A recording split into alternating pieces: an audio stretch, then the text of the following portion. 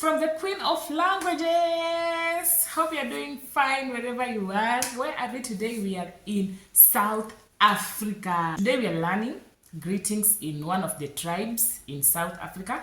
As you all know, South Africa has so many languages, but I've managed to get one of them that I am also learning. Are you ready to learn with me? Yes, we are learning the pedi in South Africa that speaks sipedi. So we are going to start with a common greetings, which is hello. How do we say hello in sipedi? When you are greeting one person, you're supposed to say dumela. But when you are greeting more than one person, you're supposed to say dumelan.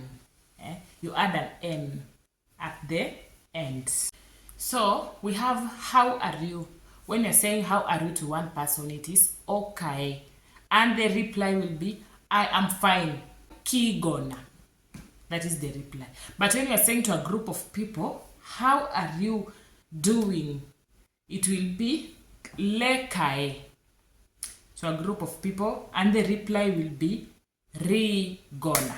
Good morning, good afternoon, good evening, good day. In South Africa, they have the same greetings from morning to evening. They say, when you meet someone in the morning, you say tobela. When you meet someone at daytime, evening, afternoon, you're supposed to say tobela. Or you can say kitobela. It is tobela or kitobela. And the person will reply lekai. You see, very simple. That is the simple greetings that I have had. We have another one which is good night. In South Africa, they say bosehu bjo bobote. And the reply will be habutsi. Good night too. Very simple. How do you say goodbye? Goodbye is shalanga habutsi. Goodbye too, it will be havuti. Very simple. This is the first time I'm doing greeting in South Africa. So I have many different greetings that I promise you I'll be bringing them. Okay? Don't forget to like, don't forget to subscribe, don't forget to comment. My accent is very good. Can you give me a mark there?